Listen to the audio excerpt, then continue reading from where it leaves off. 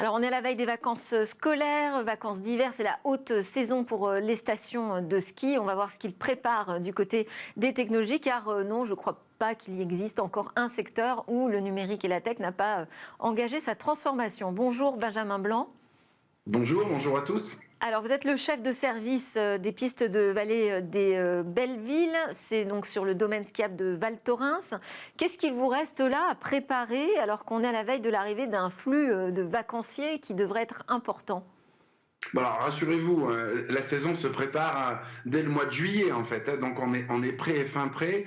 Et puis cette petite particularité de Val Thorens où on a un taux de remplissage de 83% sur toute la saison, donc de novembre à mai. Donc pour nous, c'est tous les jours les vacances. Bon, donc ça y est, vous êtes prêts alors. Vous allez essayer de nous faire voyager quand même un peu pour tous ceux qui ne partent pas et qui ne vont pas voir ça sur les pistes, mais dans les coulisses technologiques, qu'est-ce qu'on peut attendre comme nouveauté? Alors, cette année, on a mis en place, alors depuis quelques années, mais cette année, c'est vraiment le sommet de ce qu'on a pu mettre en place sur l'accidentologie. Vous savez que c'est un débat qui est au cœur des préoccupations de nos clients avec l'actualité malheureuse. Et donc, depuis quelques temps, on s'est axé sur cette technologie pour comprendre et recenser au mètre près tous les accidents qu'il y avait sur le domaine skiable, avec les horaires, bien évidemment, de ces accidents, ce qui nous permet de mettre et de concentrer nos forces, donc les pisteurs secouristes, sur ces zones accidentogènes, ce qui permet de réduire ce sentiment d'insécurité et bien évidemment les accidents également. Donc Alors, l'apport du numérique... ça se concrétise par quoi? Concrètement, il va y Alors, avoir quoi pour mesurer toutes ces zones accidentogènes? Alors concrètement, tous les pisteurs secouristes qui interviennent sur le domaine skiable de la vallée des Bellevilles, plus particulièrement de Val Thorens, sont équipés avec leur radio d'une balise GPS extrêmement précise. Donc quand ils arrivent sur les lieux de l'accident, il y a toute une techno qui se met en place derrière et qui balise le secours au mètre près sur un écran qui enregistre toutes ces points GPS, ce qui permet chaque semaine de faire un constat avec les équipes sur le terrain des zones où il faut avoir une attention particulière sur le balisage, sur l'information. Et physiquement, on met des personnes à ces endroits avec les horaires qui correspondent à l'affluence, parce qu'on a des caméras qui comptent le nombre de skieurs et qui ramènent le nombre de skieurs à l'hectare, qui nous donnent donc des informations précises pour aller au-devant de ces afflux et de faire de la prévention et de marquer ces zones avec du balisage pour réduire l'accidentologie.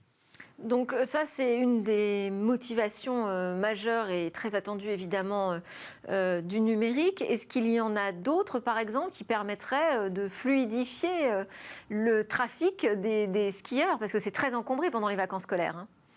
Alors, le domaine skiable des Trois-Vallées est le domaine skiable le plus grand du monde. Donc, l'enjeu, d'essayer de diriger nos clients vers les endroits où il y a moins de monde, parce qu'on peut très très bien circuler sur le domaine skiable sans voir pas grand monde, même pendant les vacances de février.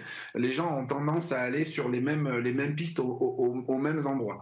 Donc, l'enjeu, effectivement, c'est de dispatcher ces flux de skieurs sur le domaine skiable. Et pour ça, on a la technologie qui s'appelle Skiflu. Donc Skiflu, c'est un peu le Waze des stations de ski.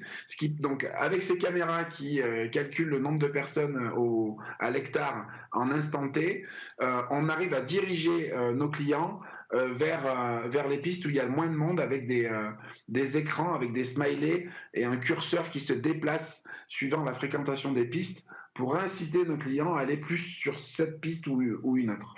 D'accord, donc une application à télécharger en fait quand on arrive en station. J'ai vu que vous aviez aussi des dameuses hybrides. Qu'est-ce que c'est ça? Alors, la gestion de l'environnement est aussi importante que le numérique. Et puis quand le numérique nous aide à aller vers la gestion de notre ressource, c'est un plus. Donc effectivement, toutes les dameuses, donc les 30 dameuses qui gèrent le domaine skiable, qui entretiennent la nuit le domaine skiable, sont équipées d'une technologie qui s'appelle le SnowSat, qui, en temps réel, enregistre l'épaisseur, là, pour le coup, au centimètre près, que le dameur a sous ses chenilles. Donc, ce qui permet d'étaler et d'uniformiser le manteau neigeux pour que les clients puissent venir prendre du plaisir la journée. Donc, cette technologie, elle remonte une data tous les jours sur un écran, ce qui nous permet aussi de gérer la juste neige et de participer à la gestion de toute cette ressource qui est importante pour nous. Et vous parlez de matelas de piste connectés? Alors, vous savez que les matelas de protection qui sont mis en place par les pisteurs secouristes sur le domaine skiable sont suivis en termes de durée de vie, de si ils correspondent à la norme AFNOR que nous devons respecter. Donc, on teste des puces à l'intérieur de ces matelas qui nous permet d'avoir un suivi précis de leur durée de vie et de leur efficacité. Alors tout à l'heure, vous parliez des secours, mais vous n'avez pas évoqué la présence de drones. Je crois que ça va être la première année où des drones vont survoler le domaine. Alors, un service qu'on a mis en place il y a un peu moins de 4 ans, mais effectivement, c'est la première année, cette année, où on a un service avec des dronistes professionnels qui ont été embauchés pour cette mission, c'est-à-dire projeter le drone dans des situations pour avoir des images en direct et prendre les meilleures décisions au bon moment, mais également, ce drone nous permet, avec des haut-parleurs, d'aller porter des messages de prévention sur des clients qui seraient en difficulté ou alors qui seraient dans une zone où on leur recommande de ne pas s'avancer plus pour des risques d'avalanche, mais également d'autres risques qui pourraient leur arriver. Donc oui, le drone participe à ces missions de prévention et c'est une nouvelle technologie et on touche vraiment à une techno qui est au début. Et on sent bien que ce drone va pouvoir nous apporter des champs encore qu'on n'a pas encore anticipés. Il va falloir prévenir les skieurs parce qu'après, il y a la question de l'acceptation aussi, de voir des drones survoler les pistes. Alors, bien évidemment, là, je vous parle dans le cadre de missions de sécurité civile. On n'est pas dans le cadre où on met le drone du matin au soir au-dessus des têtes de nos clients. C'est absolument pas l'idée. C'est vraiment sur des missions de sécurité civile, des missions où le drone peut sauver des vies. Donc, on n'est pas du tout dans l'observation des flux de nos clients. Ok, alors je voulais juste savoir si du côté des remontées mécaniques, il se passait aussi des choses, des coulisses technologiques qui pourraient nous intéresser. Alors, la technologie des remontées mécaniques, depuis une dizaine d'années, a explosé en termes de débit. Donc, dans les grosses stations, vous avez des remontées mécaniques qui sont extrêmement performantes.